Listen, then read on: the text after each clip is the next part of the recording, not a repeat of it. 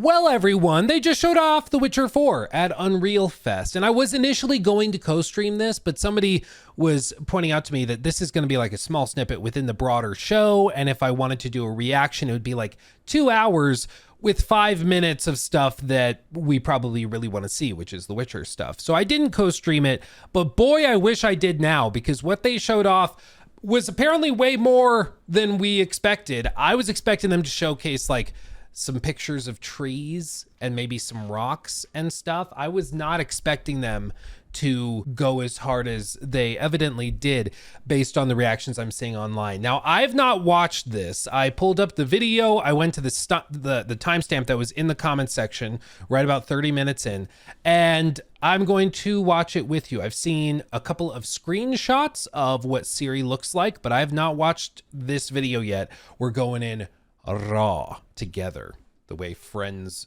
do. Let's see what they had to show. 4K 60, of course. Bring it on.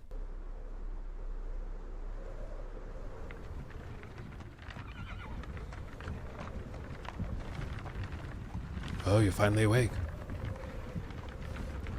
Dude, already. Sleep, is he? The plowing plonker. It already sounds good. It looks good.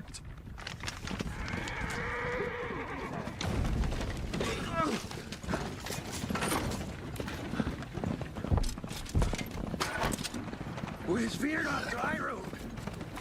Oi! The devil's out there! It's running from!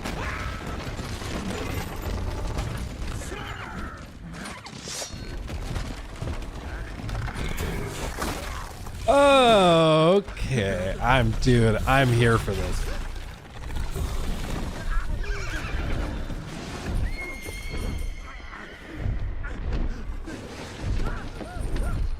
Oh, there they go.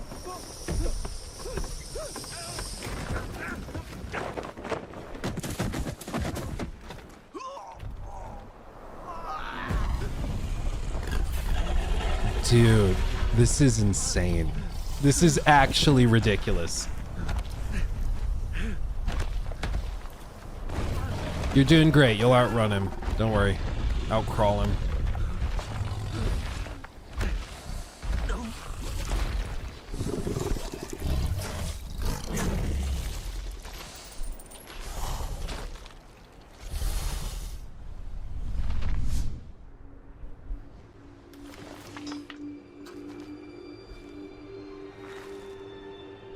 There she is.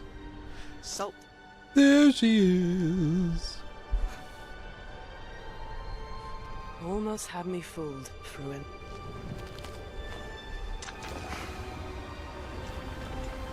Golly, dude. I'm just kind of in awe.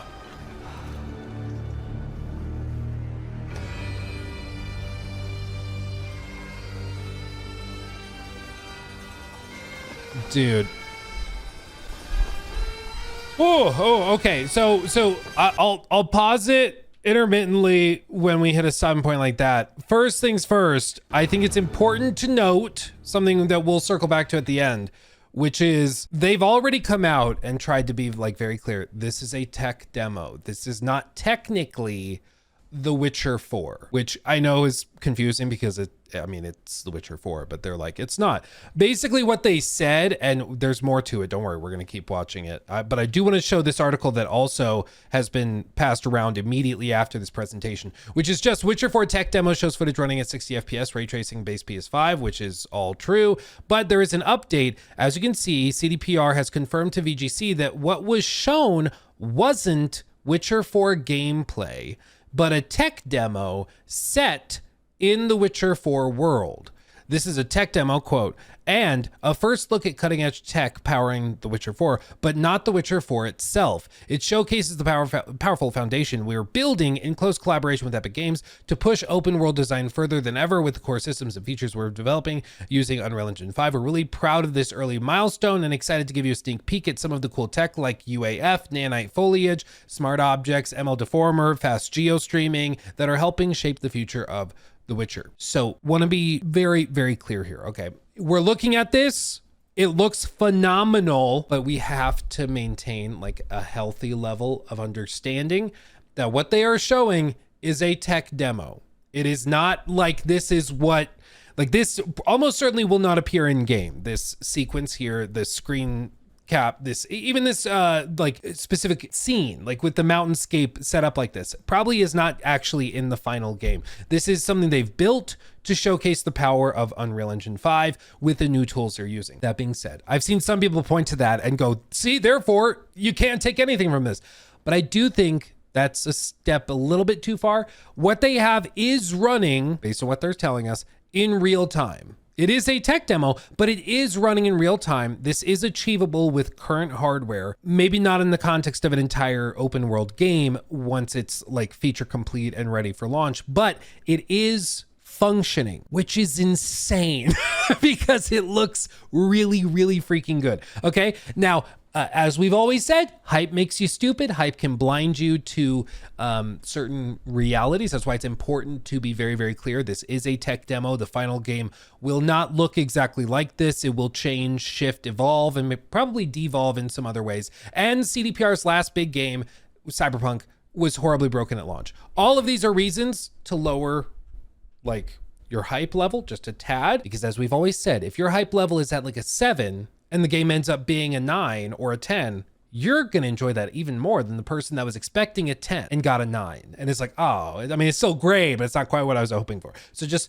calm down. That's all I'm saying. Calm down. It looks great, but let's calm down just a little bit. Okay, continue. Never mind. I'm hyped. Full mast right now. Never mind. Ignore me. Rock hard.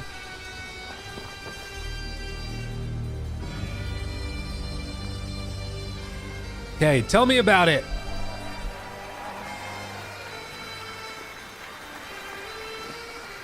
So left, we have Wyeth Johnson, Senior Director, Product Strategy at Epic Games.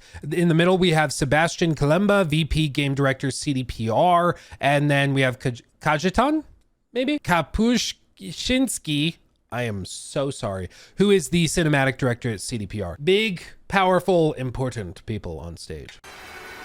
Thank you. Thank you, everyone. And welcome to the State of Unreal at Unreal Fest Orlando.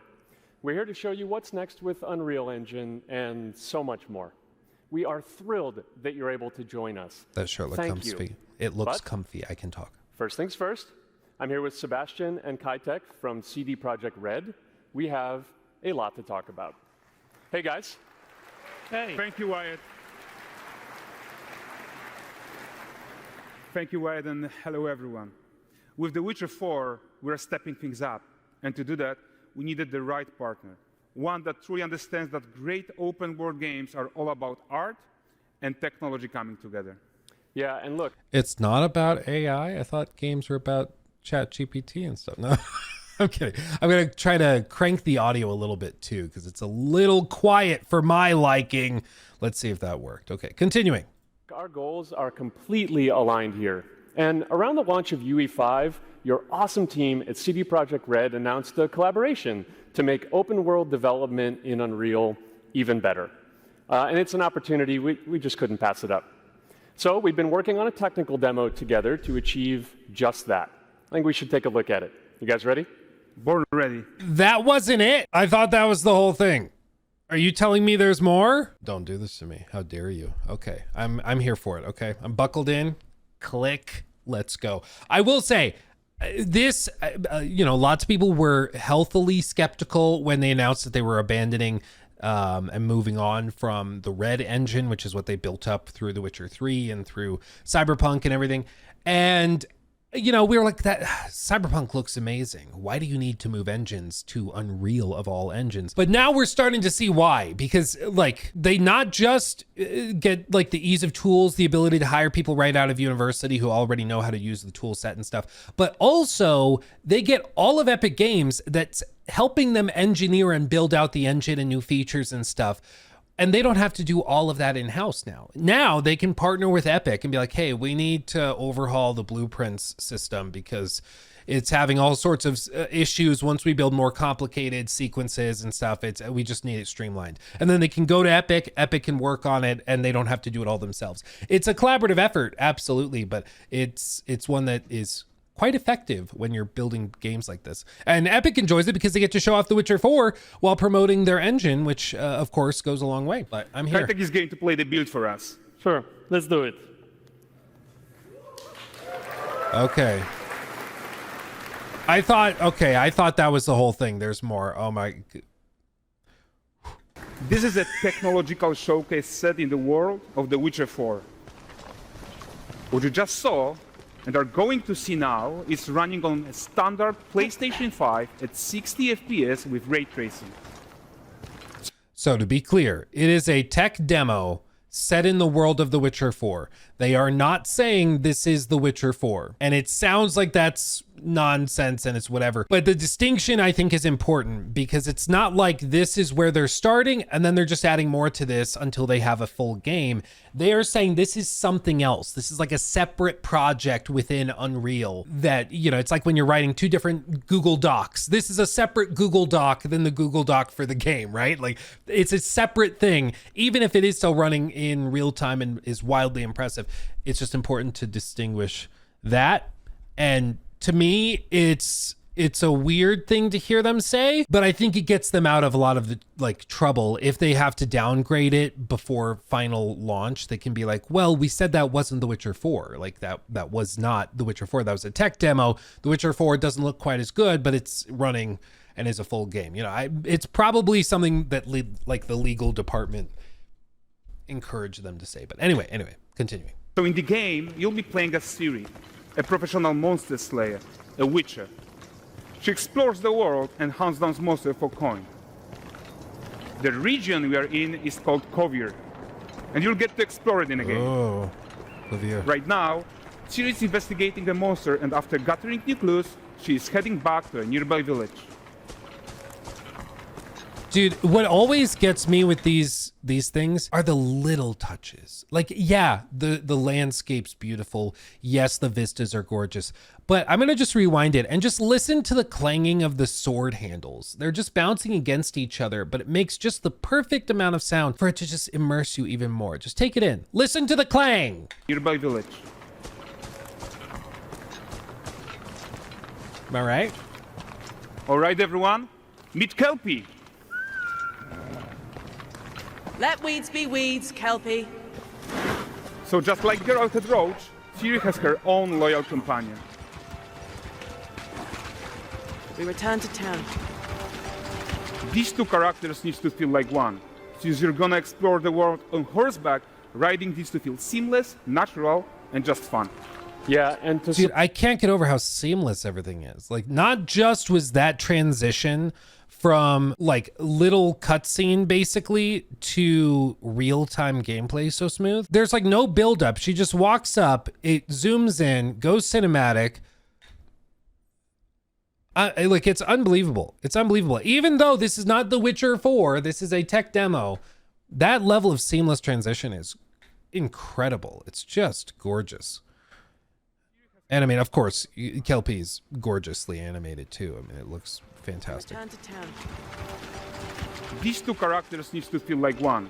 Since you're gonna explore the world on horseback, riding needs to feel seamless, natural, and just fun. Yeah, and to support that, we're introducing multi-character motion matching in Unreal. So Ciri and Kelpie, they're perfectly synchronized when mounting from any angle and speed. And we also support root motion movement on Kelpie, so controlling her feels realistic and grounded.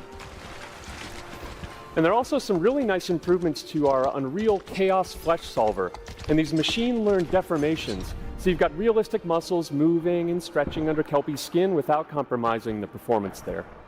That's something we previously, like we saw that in Red Dead Redemption 2, for example, like the muscles realistically deformed on the horses and stuff as they ran. But this is what's always so amazing also about Rockstar is that they are regularly like a generation ahead of people. Like it really is crazy. But what's significant about this is that Like, these are features that, yes, they're using for The Witcher 4, but these are also features that are going to become standard in the engine eventually, at least in theory. So all sorts of teams, whether they are massive triple or dare I say quadruple A teams using Unreal Engine, or even if they are indie teams working on something like Expedition 33, they will all have access to these types of technologies that are pioneered with games like The Witcher 4, but then are spread across the entire ecosystem.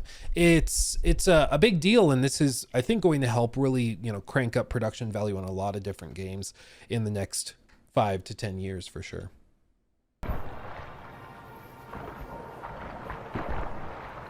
Yeah, this is one of those moments where you should be able to, like, yeah, this is not The Witcher 4. They're not going to pause The Witcher 4 to show you muscle deformation stuff, like obviously they're not. But, this is custom made to showcase all of the stuff that's going on under the hood that makes it look as good as it does.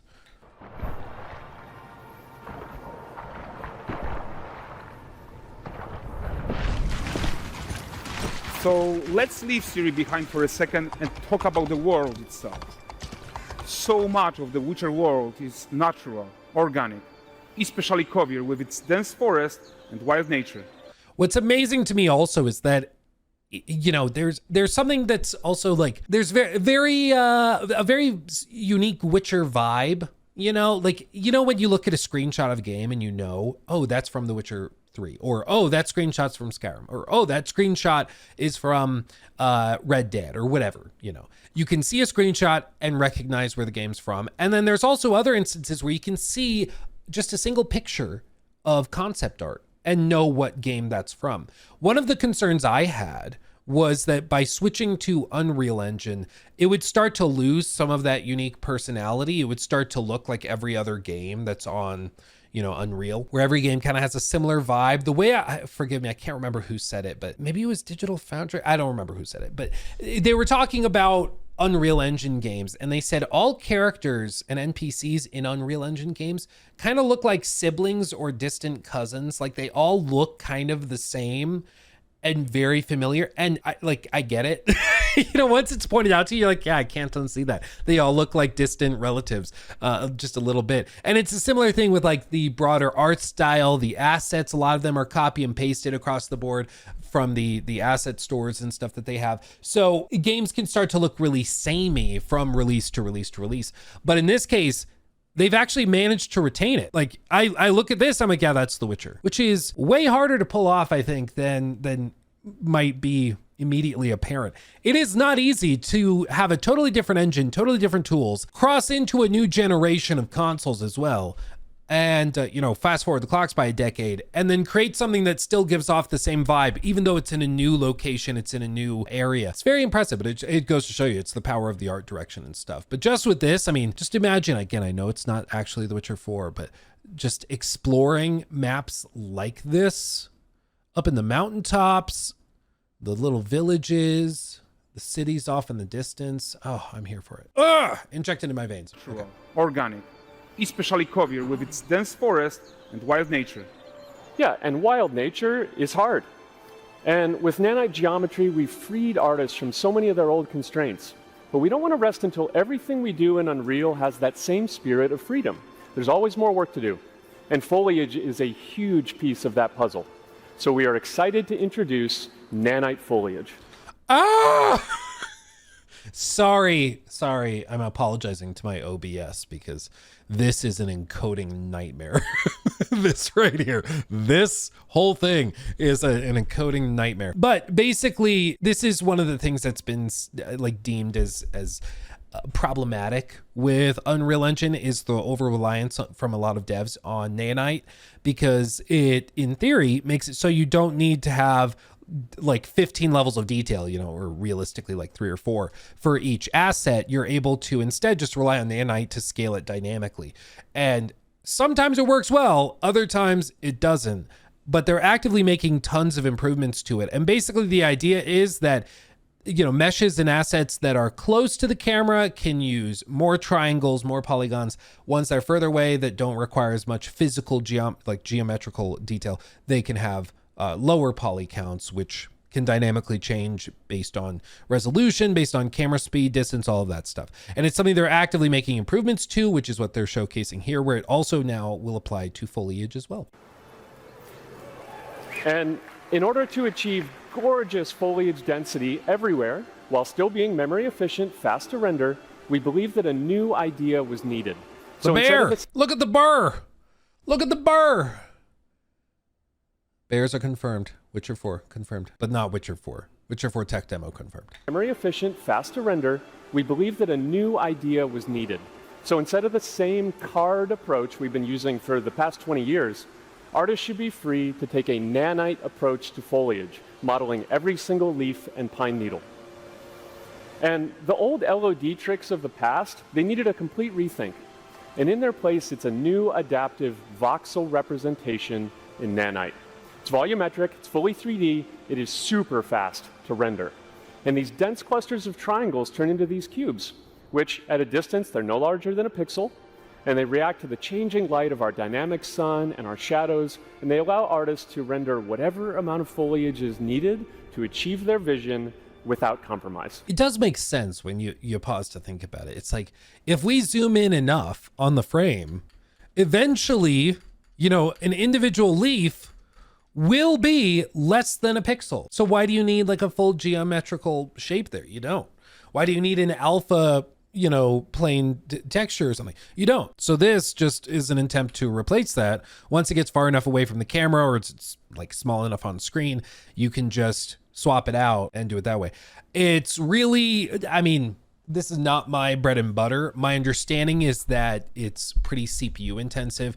There's optimizations, of course, on the GPU side that they do, but all of these technologies are amazing and really, really cool, but a lot of them are built around like very specific performance targets. And, that's where Unreal Engine has struggled, where like, if you're aiming for 30 FPS, it can be a phenomenal engine for you. If you're trying to push for like 100 frames a second, it might struggle a little bit if you're using these technologies without a ton of like specific overhauling and working on them. But either way, it's wildly impressive and it's super, super cool.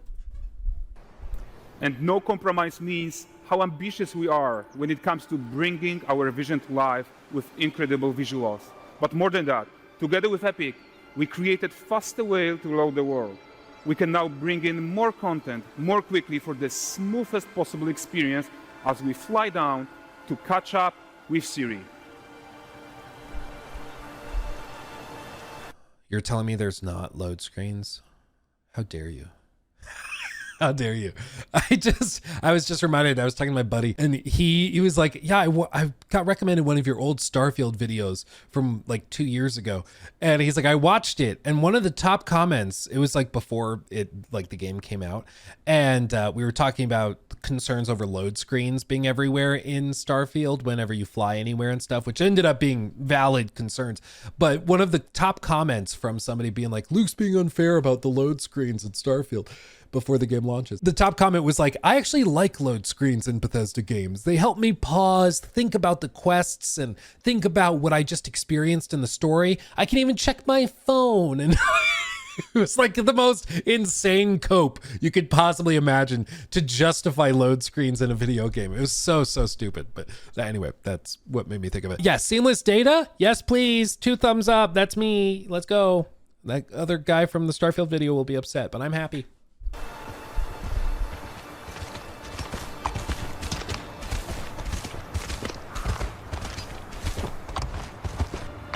Welcome to Valdrest. So Valdrest is a port town, a hub for fishing, trade, and mining. It's one of those places where you can meet shady characters or overhear gossip from other lands. Characters. So Places where you can meet shady characters or overhear gossip. like there's obviously some things you can point out, like the shadows over on the far edge of the screen as you're moving in that change. But this is another thing why it's important for us to be fair when we're looking at these types of trailers. If we're looking, or trailers or tech demos, I guess in this case, but it's also true of trailers, gameplay demos, things like that. When you are watching a video like this, we can pause, we can go frame by frame, and I can point out these little bitty things that stand out to me that I notice. But realistically, when you're playing the game, where are your eyes? In the center of the screen.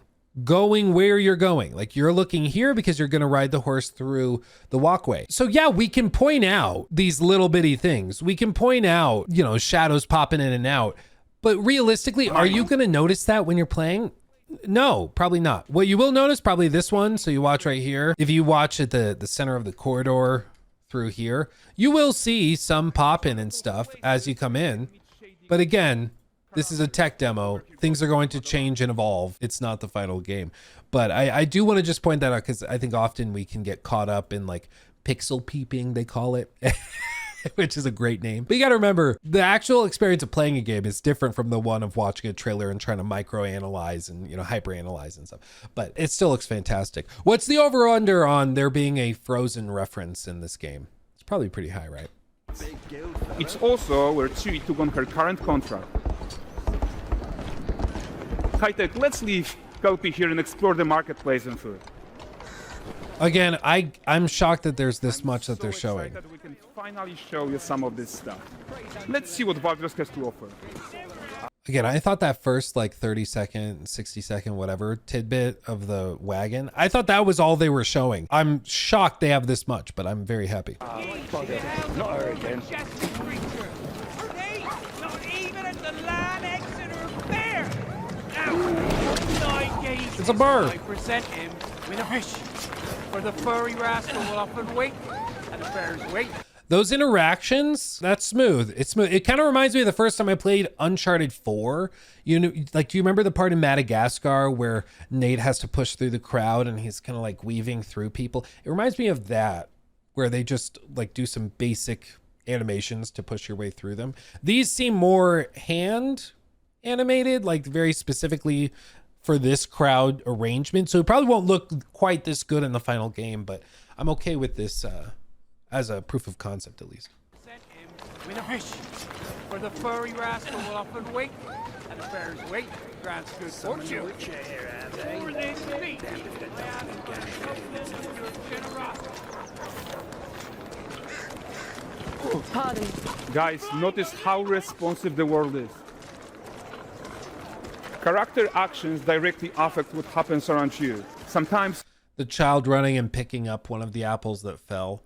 This is one of those things where I see it and it seems, I guess my camera's covering it. This is one of those things I see and I think it looks cool, but I would be surprised if this is still in the game when it launches. You bump into the guy carrying the crate, apples fall, and then like a kid runs and picks it up. I'd be surprised if that's still in the final game. I hope it is, because that type of thing is great. The pigs are running to go eat the apples too. Like, I'd be surprised if that's in the final game. That seems very much like a tech demo thing, less like an actual piece of the game thing. But again, I would love to be wrong and for it to end up in the final game. But that seems like one of those little touches that might just be a little too much for a game to have dynamically.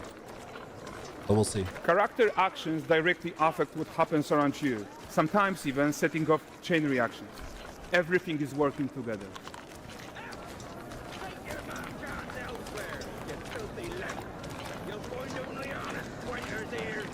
Oh, look at this poor gentleman being taught how to fly by an angry innkeeper. That's what happens when you cheat at Gwent.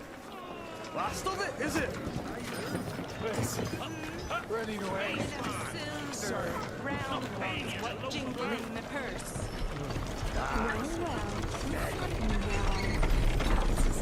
Okay, so this is the guy who gave the series quest his own. Like you probably suspect, he has his own agenda in all of this. You off your tits again, Wilfred. This is very Rockstar. You know how in Rockstar quests, like it gives you the little area on the map that you need to go to, and once you approach, it just kind of seamlessly transitions into the cutscene without you having to press like start quest or start interaction or whatever. And in this case, like you're walking up and it just kind of, the camera zooms in and it just starts the quest right as you arrive. So it doesn't feel like world gameplay and then quest, like cutscene and narrative. It's all seamless together. It's, again, a very Red Dead 2 thing that I'm seeing here, and I like it. Agenda in all of this. You off your tits again, Wilfred. Get your ass up.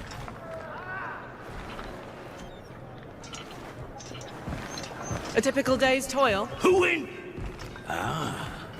With Churres. Wasn't using my wagons. No eternity is taking that damn salt to arrive. I found them.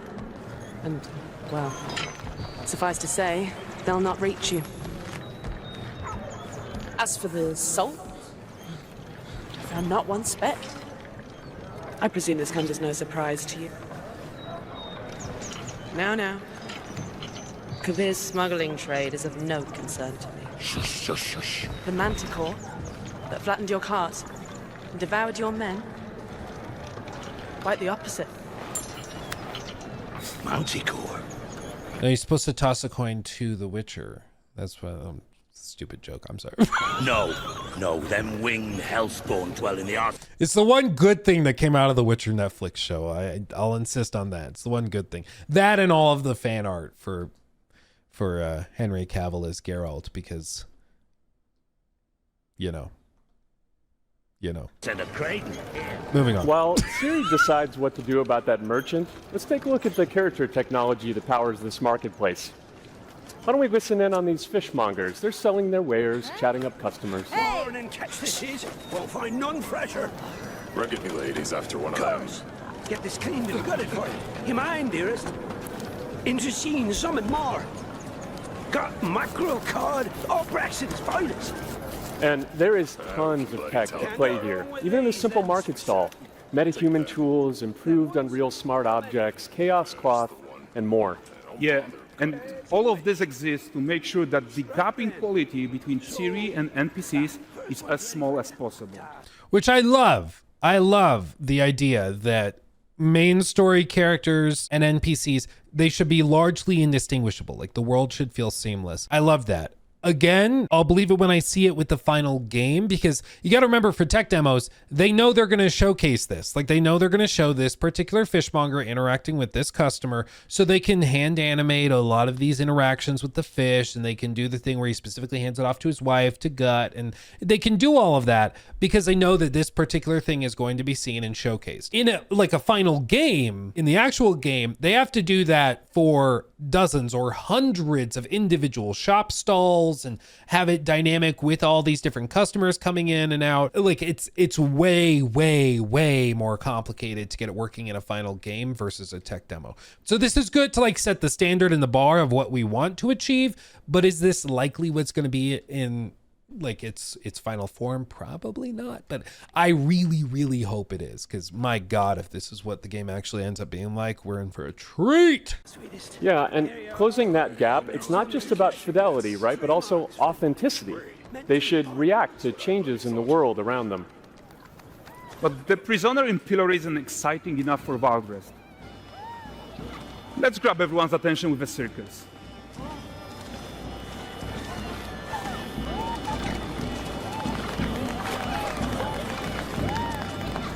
But the great performance deserves a huge crowd though. Let's crank it up.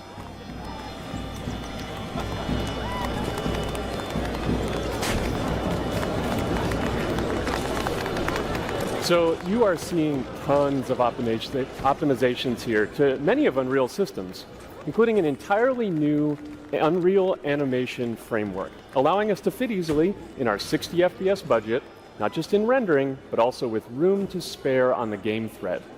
Over 300 animated skeletal mesh agents all going about their business. And the whole point is to leave breathing room for developers like you to introduce the gameplay and the systems that your players expect, empowering you to make your worlds come to life without Unreal standing in your way. You are right. That's the open world RPG that we're making. But before we wrap up, that looks fantastic. And the point is, again, this is not the game, but it is like running on base PS5 with ray tracing at 60 FPS. And the reason why I'm really excited about that is because it tells me they are designing it with 60 FPS in mind. They're not building it for 30 and then hoping to get to 60 with like crazy upscalers and stuff. They're designing it for 60, which I'm a fan of. how about one final check-in with Siri?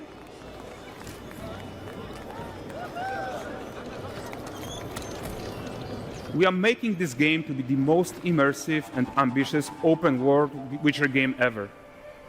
Honestly, they should release this. If it is actually like a playable thing on base PS5, if they released this and let people see it actually running on their base PS5, that would be insane. There's barely anything to like actually interact with. Like you could have Siri walkable in this very tight corridor and stuff. Like you could do that, but I think if they could do that, that'd be amazing. Let people actually see it.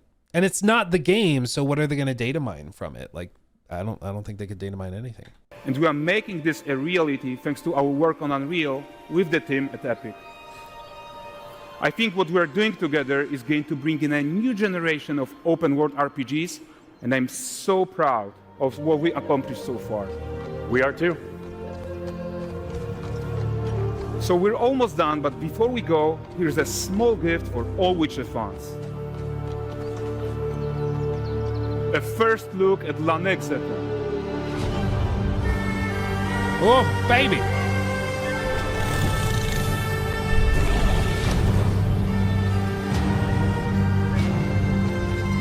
Onward, Kelby. We've worked.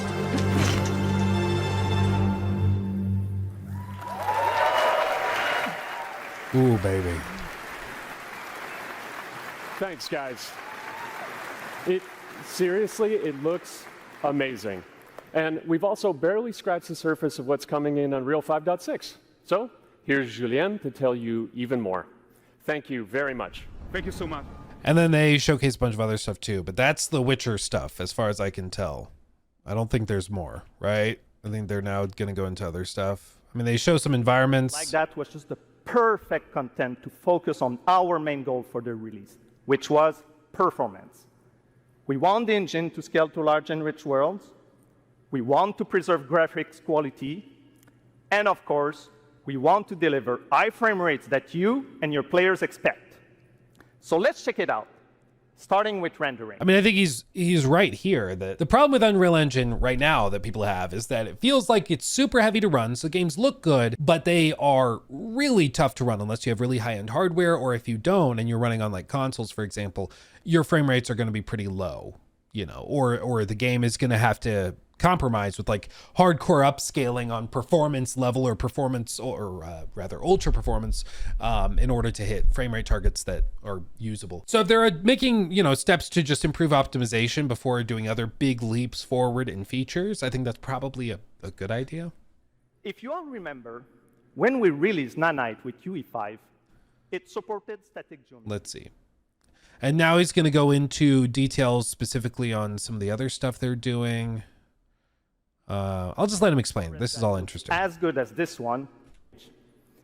The only way to have a forest that looks as good as this one is to use 3D geometry for all parts of the trees, just like we do for everything else.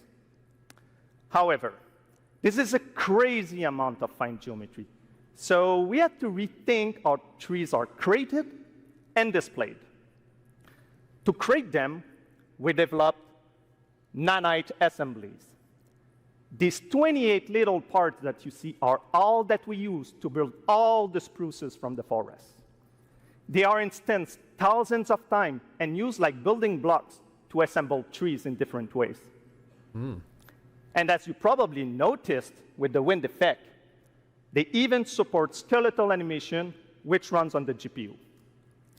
Thanks to assembly, we greatly reduce the storage, the runtime memory, and the rendering cost. Then, to display an entire forest, the challenge was to preserve fidelity and performance from any distance. Let's check up close the level of detail we're talking about here. Lots of details. But this triangle representation is not the most efficient when far away, due to the amount of overlapping. And that's why we made an adaptive voxel representation. But in reality, you'll never see those voxels this close, since when we move the camera back, they're barely a pixel. Nanite foliage is almost done. We are moving it to the main line as we speak, and it will be available for everyone in 5.7. Another thing I would like to share is that ray tracing and Lumen now run more than twice as fast, with no visual trade-off compared to when UE5 was released. Twice as fast? Because Lumen's impressive. It's not perfect, of course. There's plenty of problems with it, but it's also stupid heavy. So if they actually doubled performance, again, they're saying compared to 5.0, like when 5.0 launched, I believe is what he said, right? Twice as fast, with no visual trade-off compared to when UE5 was released. Okay. So, I mean, lots of improvements have been made since 5.0, but okay, I see what he's saying. And because of that, we can now hit 60 FPS on consoles. And finally, we rewrote the rendering pipeline to run asynchronously so you can increase the richness of your scenes even more. Now let's talk about chaos physics. For chaos cloth, we improve our cloth-to-cloth constraint solution. This removes a lot of collision evaluation when garments are piling up and interacting with each other. Even for complex setup like Series Cape, we hit a sub-millisecond budget on PS5. With Chaos Flesh, we introduce procedural muscle activations to make deformation and motion more natural. Your artist will still have control over tetrahedral simulation and train ML models that run fast in real time. Golly. We now support the baking of fluid surface data into lightweight assets to be played back at low cost. This is going to give you high-fidelity water without the performance cost of real-time fluid simulation. For animation, we work on both performance and fidelity. Here, you can see how Siri and Kelpie match up in their interaction. Well, that works no matter the angle of approach. That's our modes character motion matching solution. We also added motion matching in Sequencer to build stitch tracks. With them, you can seamlessly transition from gameplay to cinematic. Oh, baby. Also, we now have a secondary layer of animation driven by physics in Control Rig. We used it in Kelpie's rig to drive the mane, the tail, and the saddlebacks. And now, I'm happy to announce that all these features are already integrated into our new Unreal Animation framework, which we are releasing as experimental in 5.6. We built it with performance first in mind. Animation evaluation. You can tell that, like, they did surveys and stuff, and performance is the big worry for Unreal from not just the consumer side for gamers, because, you know, but also from devs. But the reason it's a problem if gamers feel that way is because we're getting to a point where people like sigh when they hear that, oh, this game is an Unreal Engine game. They're like, oh, so another stutter fest. You know, people sigh whenever they hear that, and they don't want to think that. They don't want gamers to think that, because gamers are the ones that are ultimately paying the bills. You know, the devs use their tools, but if the devs don't sell copies, it doesn't matter. Like, they don't get paid unless the devs are making money. So they want to just get rid of all of those frustrations, all of those headaches, all of those complaints people might have. They want to deal with it up front. And it seems like that's the priority. I mean, we'll see it. You know, it's not like they would have ever claimed performance was bad on previous releases. So I'll believe it when I see it, when they say that they've made improvements. But it's clear that that's like the big push with this is performance. That's front of mind, performance. Evaluation are now running in parallel off the game thread, which was our bottleneck. And for the other character systems that are just as costly, like movement, avoidance, state tree behaviors, we also move them to worker threads. This is really going to help you create scenes that are crowded and lively. Streaming has always been a big deal regarding performance. And the three biggest improvements we made are physics state creation, which now runs async, improve runtime PCG for ground scatter on GPU, and a new FastGeo plugin to stream static geometry. And just to take a different example, in City Sample, the streaming time was cut down by 90% while moving at high speed. Jesus. If that's true, because it sounds like many of the biggest improvements are specifically for static geometry, which is very useful for like a city versus a forest, you know, where everything's kind of moving and wiggling. But for a city, I mean, that's absolutely crazy. We focus on a lot of areas for performance in 5.6, and mobile is no exception. We work on better defaults and scalability settings for mobile and minimize the default package size. We also improve our workflows with a UI refactor of the viewport toolbar and content browser, an on-device iteration workflow, and a mobile preview solution. So there you go. Unreal Engine 5.6 is all about performance, and it's available today. You can download it too. Please go enjoy the tech talks and session we have for you guys and come chat with us. And now, please welcome Chris from the MetaHuman team. Thank you, everyone. Then they're going to talk about metahumans, performance improvements there, I'm sure. And they showcase some other cool stuff. It seems like the real-time face capture and all sorts of stuff. But okay. Yeah, that's absolutely crazy. I'm losing it, dude. It's absolutely crazy. I mean, again, it's important to note for the 1000th time, they are clearly stating it is a tech demo, not The Witcher 4. I get it. Like, I get it. They're trying to showcase a lot of very specific things that they want in the final game, but, you know, that might not be the final game itself right now. But it's a good idea of what they're aiming for, and it's a good idea of what's able to be run right now. Because, again, they stressed that was running on PlayStation 5, the base console. Not even the Pro, but the base console. So it's absolutely crazy. But, I mean, what's crazy is we're at the point in the generation, it's 2025, the console's released in 2020. So we're at the point in the generation, which is roughly akin to like 2018, 19 for the PS4 era. And it was right around then that we started to see huge leaps in fidelity over what we had previously seen with games like God of War 2018, leading into Ghost of Tsushima, Death Stranding, The Last of Us Part 2.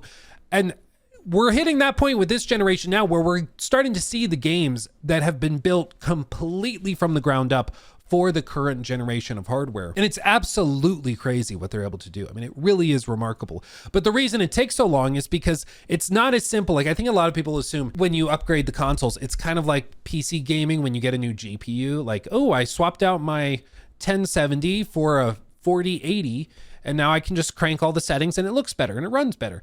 But that's not how it works when you're doing console development and stuff.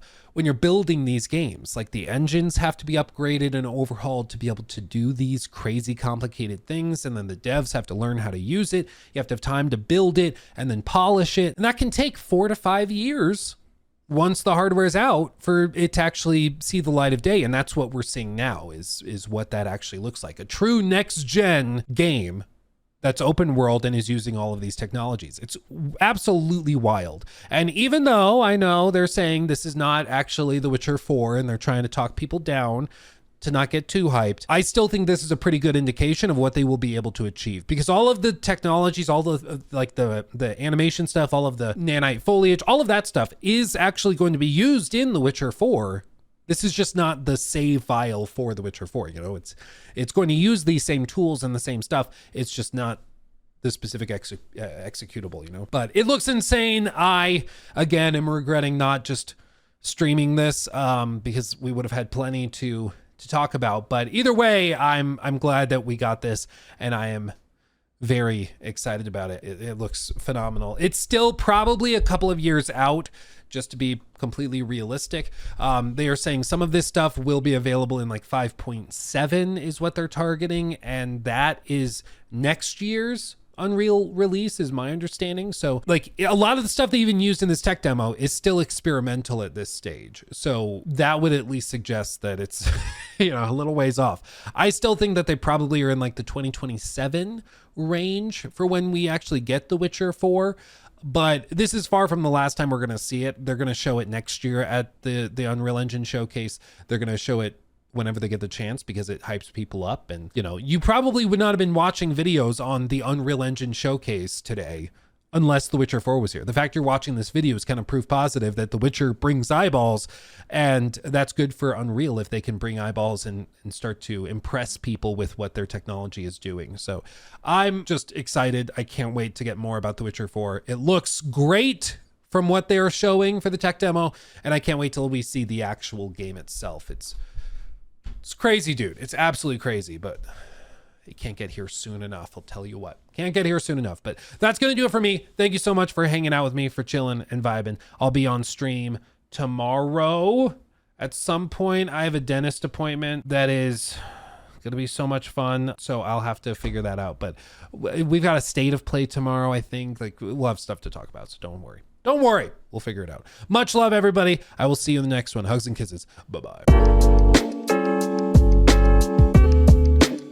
He took my thing.